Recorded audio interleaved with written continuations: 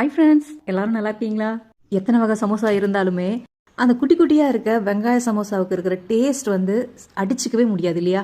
சமோசா எல்லாருக்குமே சாப்பிட ரொம்ப பிடிக்கும். ஆனால் நமக்கு செய்யறது ரொம்ப கஷ்டம். மசாலா கூட ஈஸியாக ப்ரிப்பேர் பண்ணிடலாம். சமோசா ஷீட்டு தான் நமக்கு வேலை அதிகமாக வாங்கும். அதனாலவே நம்ம செய்ய மாட்டோம் இல்லையா?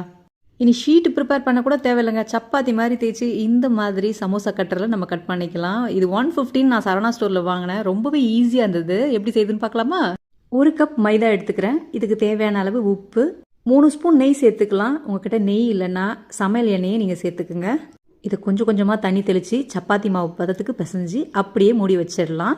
இந்த ஆனியன் சமோசா வதக்கவே வேண்டாம். நம்ம ஆனியனை தேவையான அளவுக்கு எடுத்து இதை நல்லா மெல்லிசாக ஸ்லைஸ் பண்ணி இது கூடவே 1/2 ஸ்பூன் மஞ்சள் தூள், 1 ஸ்பூன் மிளகாய் தூள், 2 ஸ்பூன் சிக்கன் மசாலா, தேவையான அளவு உப்பு சேர்த்து அப்படியே மிக்ஸ் பண்ணி எடுத்து வச்சிடுங்க. குயிக் அண்ட் ஈஸியாக ஆனியன் ஸ்டஃபிங் ரெடி ஆயிடுச்சு. மாவுமே நல்லா 1/2 மணி நேரம் ஊறிடுச்சு, சாஃப்டாக வந்துருச்சு. இது சமோசா மேக்கர் சைஸ்க்கு நம்ம உருண்டை உருட்டி நல்லா தேய்ச்சி எடுக்கணும். 3 ஸ்பூன் மைதாவில் அப்படியே எண்ணெய் ஊற்றி மிக்ஸ் பண்ணி பேஸ்ட் பதத்துக்கு ரெடி பண்ணி எடுத்து வச்சுக்கலாம். 3 உருண்டை ஒரே சைஸில் தேய்ச்சி எடுத்து வச்சுருக்கேன். இந்த மாதிரி 1 by 1 போட்டு இந்த கரைச்சி வச்ச பேஸ்ட்டை அப்படியே தடவி தடவி 3ஐயும் ஒன்றா ஒட்டிட்டு மாவு போட்டு நல்லா தேய்ச்சி எடுத்துருங்க. ரொம்ப மெல்லிஸாக இருக்கக்கூடாது, கொஞ்சம் திக்னஸாக இருக்கணும். ஏன்னு கடைசியில் சொல்கிறேன். அந்த 3 லேயரும் அழகாக ஒட்டி தேய்ச்சி எடுத்தாச்சு. இப்போ இந்த சமோசா மேக்கர் மேலே போட்டுக்கலாம். ஆனியன் ஸ்டஃபிங் கரெக்டாக அந்த குழிக்குள்ளே உட்கார்ற மாதிரி வச்சுக்கோங்க. ஏன்னா சைடில் போட்டிங்கன்னா பிரிஞ்சிரும், ஒட்டாது.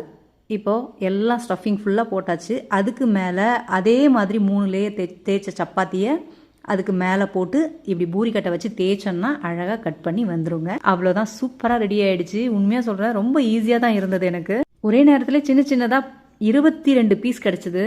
எண்ணெய் சூடானதும் ரொம்ப ஹை ஃப்ளேம் வைக்காமல் ஓரளவுக்கு மிடில் ஃப்ளேமில் வச்சு இந்த மாதிரி 2 பக்கமும் செவக்க வச்சு எடுத்திங்கன்னா பர்ஃபெக்டான onion samosa ready.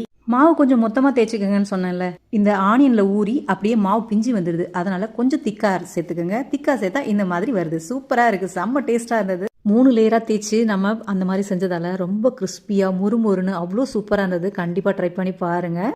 Easy and healthy ரெசிபிக்கு என்னோட சேனலை சப்ஸ்கிரைப் பண்ணி அப்படியே லைக் பண்ணி ஃபாலோ பண்ணிக்கோங்க.